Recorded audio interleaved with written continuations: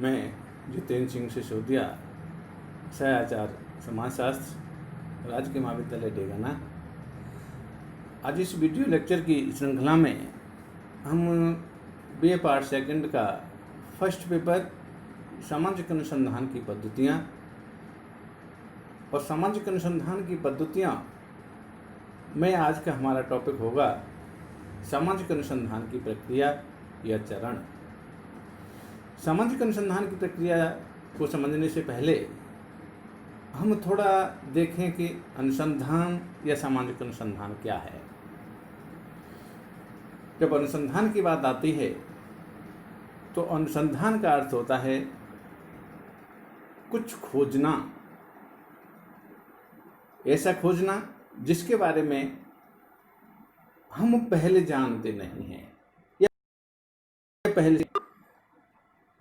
या हम कह सकते हैं नवीन ज्ञान की खोज करना और पुराने ज्ञान का परिमार्जन करना या पुराने ज्ञान की परीक्षा करना अनुसंधान कहलाता है। कहने का तात्पर्य, जब एक अनुसंधानकर्ता किसी भी घटना के बारे में जब कुछ नया जानने का प्रयास करता है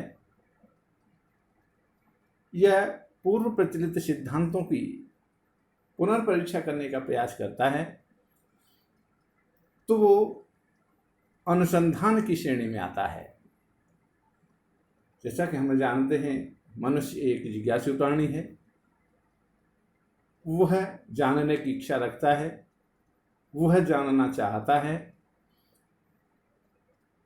आए दिन वातावरण में हमारे आसपास का जो माहौल है, वातावरण है, हमारा जो पर्यावरण है, उसमें विभिन्न प्रकार की घटनाएं घटित होती हैं। उन घटनाओं के पीछे कौन से कारण काम कर रहे हैं, वो घटनाएं क्यों घटित हो रही हैं, तो उन कारणों को खोजना, उन कारणों को जानना ही अनुसंधान कहलाता है। चाहे वो वर्षा होना है, चाहे ओलों का गिरना है, चाहे बर्फ का गिरना है, चाहे ऋतुओं का बदलना है, चाहे भूकंप का आना है, ये हमारी बहुत सी ऐसी घटना हैं जिनके पीछे कोई न कोई कारण काम करता है। क्योंकि विज्ञान कहता है कि बिना कारण के कोई क्रिया नहीं होती, हर क्रिया के पीछे कोई न कोई कारण काम करता है। तो उन कारणों को जानना, उन कारणों को खोजना ही अनुसंधान कहलाता है। लेकिन यहाँ हमारा आज का टॉपिक सामाजिक अनुसंधान की प्रक्रिया या चरण। तो अनुसंधान के बाद हम अब देखेंगे कि सामाजिक अनुसंधान क्या है। जिस प्रकार से हमारे आसपास के वातावरण में घटनाएं घटित होती हैं, उसी प्रकार से हमारे समाज में भी आए दिन घटनाएं घटित होती रहती हैं। चाहे वह समाज में परिवर्तन का आना, व्यक्तियों के विचारों में बदलाव आना, व्यक्तियों के यानी व्यवहार में बदलाव आना, व्यक्ति का आत्महत्या करना, जाति व्यवस्था में बदलाव आना, यह एक तरीके से हमारी सामाजिक घटनाएं हैं। और इन घटनाओं के पीछे कोई न कोई कारण काम करता है जिससे ये घटना घटित हो रही है। हम देखते हैं आज भी कि एक विशेष समूह में या विशेष समुदाय में आत्महत्याओं की दर ज्यादा है, वहीं दूसरा जो समुदाय है उसकी तुलना में वहां आत्महत्याओं की दर कम है। तो एक अनुसंधानकर्ता का या सामाजिक अनुसंधान का कार्य होता है कि इन दोनों समुदायों के बीच में जो आत्महत्या की जो दर है उसमें भिन्नता के क्या कारण है। तो इन कारणों को खोजना ही सामाजिक अनुसंधान कहलाता है। एक समाजशास्त्री जब यह जानने का प्रयास करता है कि आज से 20 या 30 साल पहले जो हमारे समाज में विस्तृत परिवार देखने में आते थे, संयुक्त परिवार देखने में आते हैं, वह अब धीरे धीरे यानी एकाकी परिवारों में परिवर्तित हो रहे हैं। तो इनके पीछे कौन से कारण काम कर रहे हैं? क्या कारण है कि जो हमारे संयुक्त परिवार थे वो आज एकाकी परिवारों में बदल रहे हैं? तो इन घटनाओं के पीछे, सामाजिक घटनाओं के पीछे इन कारणों को खोजना, कारणों को ढूंढना ही सामाजिक अनुसंधान कहलाता है। अब अनुसंधान को हमने देख लिया, सामाजिक अनुसंधान को देख लिया। अब हम देखते हैं कि सामाजिक अनुसंधान की प्रक्रिया क्या है। जैसा कि हम जानते हैं, जब हम कोई सा भी कार्य प्रारंभ करते हैं तो उसको संपन्न करने की एक निश्चित प्रक्रिया होती है, और उस यानी काम को पूरा करने में हम चरणबद्ध तरीके से आगे बढ़ते जाते हैं और कार्य हमारा संपन्न होता है। एक निश्चित प्रक्रिया होती है, एक के बाद दूसरा काम होगा, फिर तीसरा काम होगा, फिर चौथा काम होगा, फिर पांचवा काम होगा, फिर छठा होगा, और निरंतर हम एक क्रमबद्ध तरीके से बढ़ते जाएंगे और हम अपने यानी कार्य को संपन्न करने में सफल हो जाएंगे। उसी प्रकार से यहाँ एक अनुसंधानकर्ता के सामने भी अनुसंधान करने की एक प्रक्रिया हमको देखने को मिलती है, एक निश्चित चरण हमको देखने को मिलते हैं, जिस पर अनुसंधानकर्ता यानी चरणबद्ध तरीके से पहले से दूसरा, दूसरे से तीसरा, तीसरे से चौथे चरण में प्रवेश करता जाता है और अंत में अपना शोध कार्य संपन्न करता है। तो सबसे पहले सामाजिक अनुसंधान की प्रक्रिया के बारे में यदि हम देखें तो इसका जो पहला चरण है या इसका जो पहला काम है वह काम है कि समस्या या विषय का चुनाव करना। सबसे पहले अनुसंधानकर्ता के सामने एक विचार उत्पन्न होता है कि जो शोध करने जा रहा है, जो अनुसंधान करने जा रहा है या कोई रिसर्च करने जा रहा है, उसका विषय क्या होगा। विषय हम यहाँ यह भी कह सकते हैं कि मन में आई कोई कल्पना, कोई विचार हमारा विषय भी नहीं हो सकता है,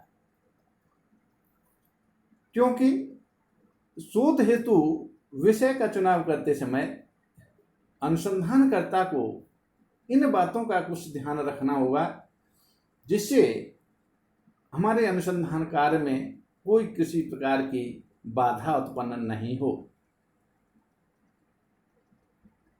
शोध कार्य साधनों की सीमितता को ध्यान में रखते हुए समय पर पूरा किया जा सके, यह भी हमको ध्यान रखना पड़ता है। तो कोई भी हम जब विषय का चुनाव करते हैं तो उसमें कुछ आवश्यक पहलू होते हैं, कुछ आवश्यक बातें होती हैं जहां अनुसंधानकर्ता को उनका ध्यान रखना आवश्यक होता है, जिसमें पहला है विषय हमारा ऐसा हो जो समाज के लिए महत्व रखता हो। क्योंकि हमने कोई ऐसे विषय का चुनाव कर लिया है जिस पर काम करना या नहीं करना समाज के लिए कोई मायने नहीं रखता, तो ऐसे विषय पर शोध कार्य करना हमारे लिए निरर्थक साबित होगा। दूसरी आवश्यक बात यह है कि विषय हमारा इस प्रकार का भी हो जिसके शोध कार्य में तथ्यों की उपलब्धता आसानी से हो जाए।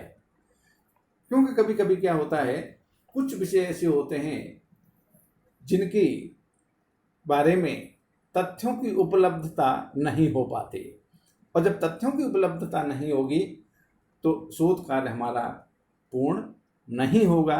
जैसा कि कहा जाता है कि तथ्य सामाजिक अनुसंधान में वह वस्तु है, वह एक कच्ची सामग्री है जिस पर सामाजिक अनुसंधान नामक महल तैयार किया जाता है। तो तथ्य हमारी एक आधारभूत सामग्री है, उस आधारभूत सामग्री के बिना हमारा शोध कार्य पूरा नहीं होगा। तो यह अनुसंधानकर्ता को यह ध्यान रखना आवश्यक है कि हम जिस विषय का चुनाव कर रहे हैं वो विषय हमारा इस प्रकार का हो कि उससे संबंधित तथ्यों की उपलब्धता बनी रहे। तीसरा महत्वपूर्ण बात यह होगी कि अनुसंधानकर्ता को अपने सीमित साधनों को देखते हुए विषय का चुनाव करे। यानी जो उसके पास में सीमित साधन है, चाहे वो श्रम है, चाहे वो समय है, चाहे वो धन है, उनको ध्यान में रखते हुए वो अपने विषय का चुनाव करे। कहीं इस प्रकार से विषय का चुनाव नहीं कर ले कि जिसमें बहुत ज़्यादा समय लगना है, बहुत ज़्यादा धन लगना है और बहुत ज़्यादा श्रम लगना है, तो वह भी एक अनुसंधानकर्ता के लिए यानी जो शोध कार्य होता है वह उद्देश्यपूर्ण साबित नहीं हो पाता। यह हमारा यानी सामाजिक प्रक्रिया का पहला चरण है, जब अनुसंधानकर्ता एक समस्या या विषय का चुनाव करता है और उस विषय के बारे में वह तथ्यों को इकट्ठा करता है, तथ्यों को इकट्ठा करके वर्गीकरण करता है, उनका विश्लेषण करता है और अंत में एक निष्कर्ष पर पहुंचता है। दूसरा चरण हमारा सामाजिक प्रक्रिया का है संबंधित साहित्य का अध्ययन करना। सामाजिक अनुसंधानकर्ता ने यानी विषय का चुनाव कर लिया और विषय का चुनाव करने के बाद में दूसरा उसका काम आता है, दूसरा उसका चरण होता है कि उस विषय से संबंधित साहित्य का अध्ययन कर ले। क्योंकि संबंधित साहित्य का अध्ययन जब तक वो अनुसंधानकर्ता नहीं करता है तो उसमें उसको कई गलतियों की पुनरावृत्तियों का होना यानी या गलतियों की पुनरावृत्ति होने की संभावना बनी रहती है।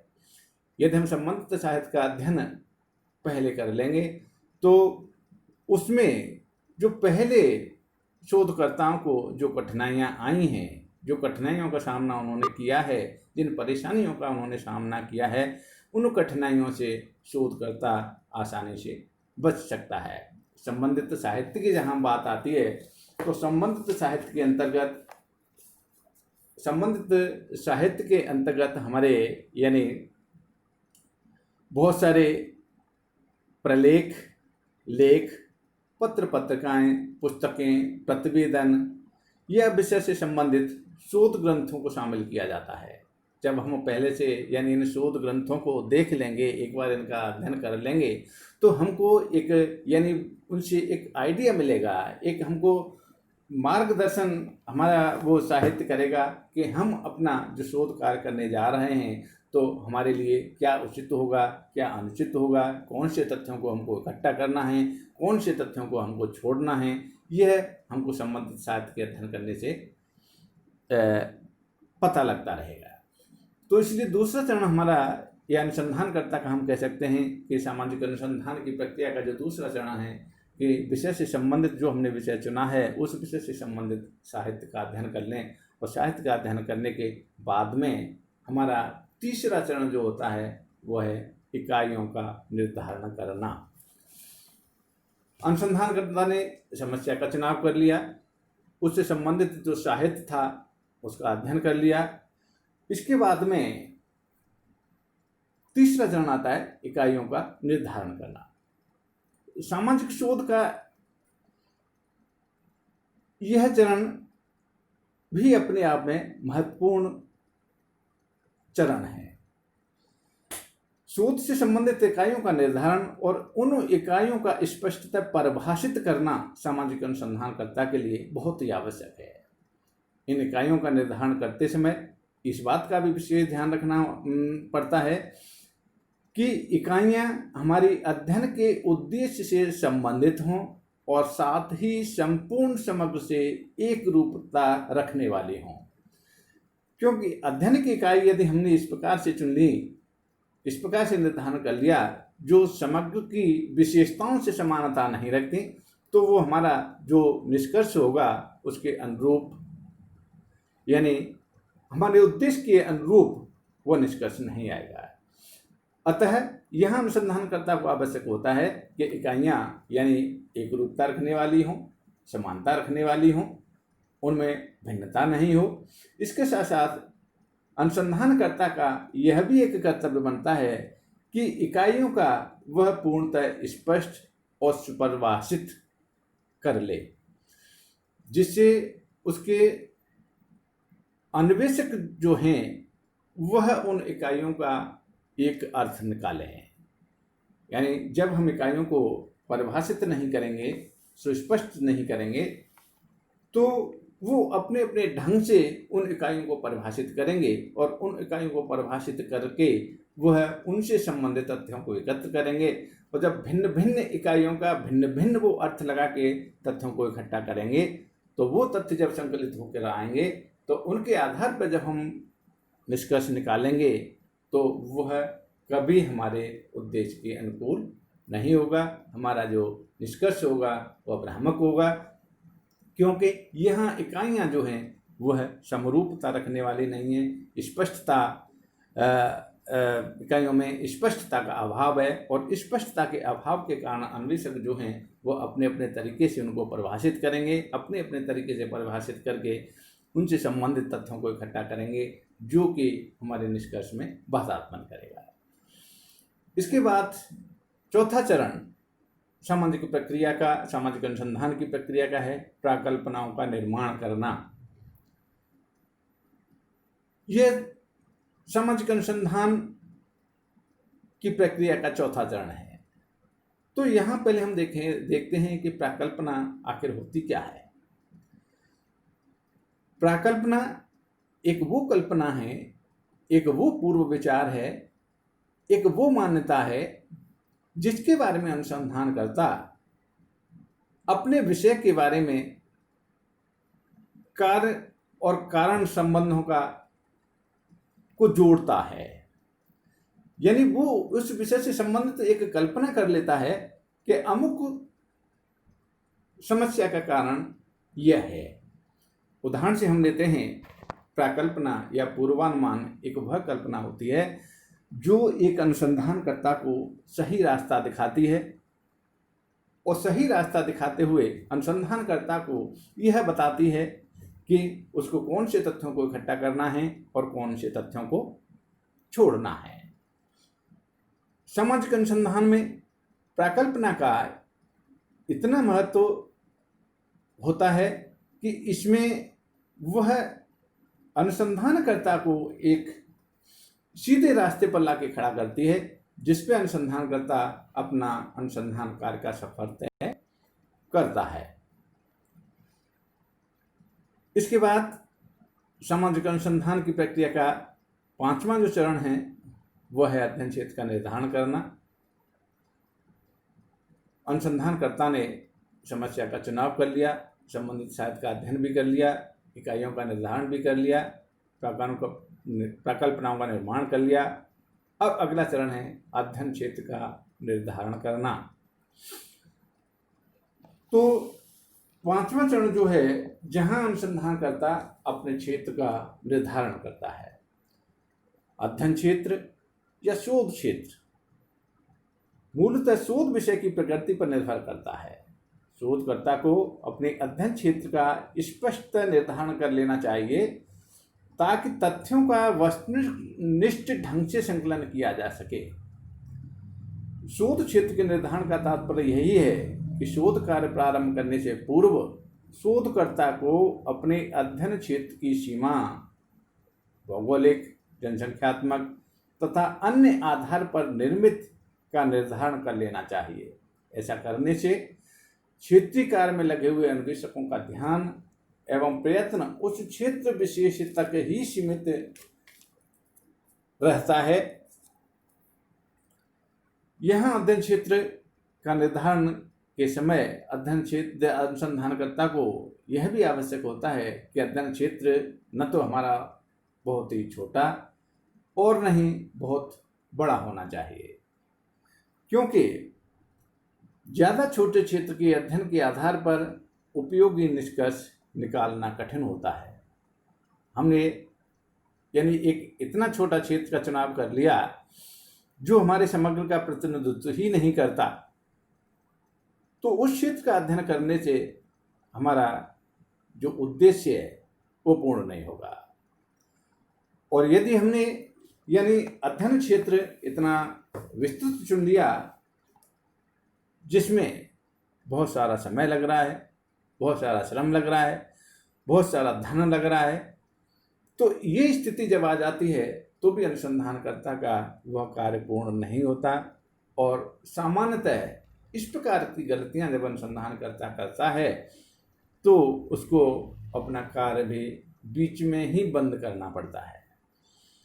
तो इसलिए अनुसंधानकर्ता को अपने अध्ययन क्षेत्र का निर्धारण करने के समय यह बात अवश्य ध्यान में रखनी चाहिए कि उसका अध्ययन क्षेत्र न तो बहुत ज़्यादा बड़ा हो न बहुत ज़्यादा छोटा हो।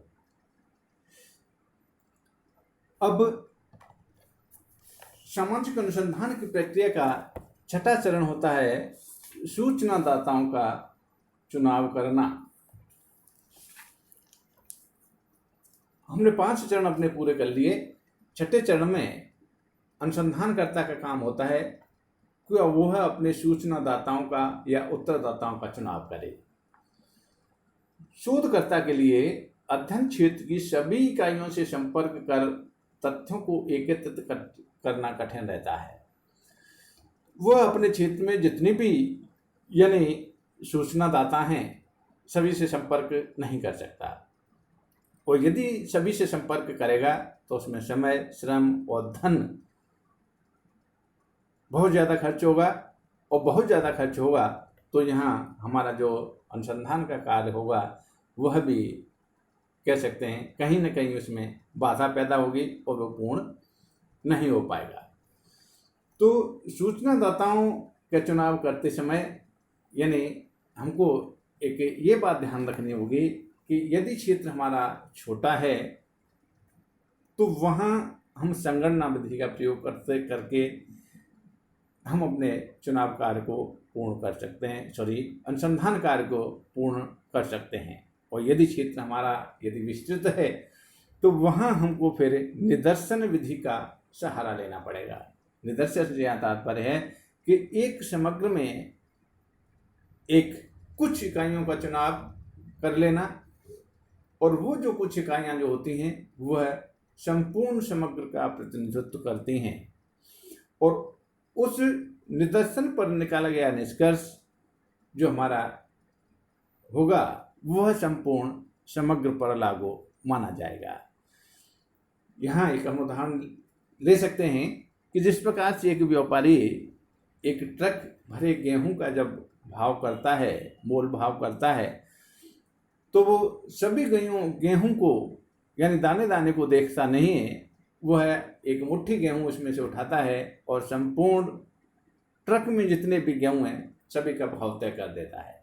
यानी कहने का तात्पर्य वह एक मुट्ठी गेहूं संपूर्ण ट्रक के गेहूं का प्रतिनिधित्व करता है।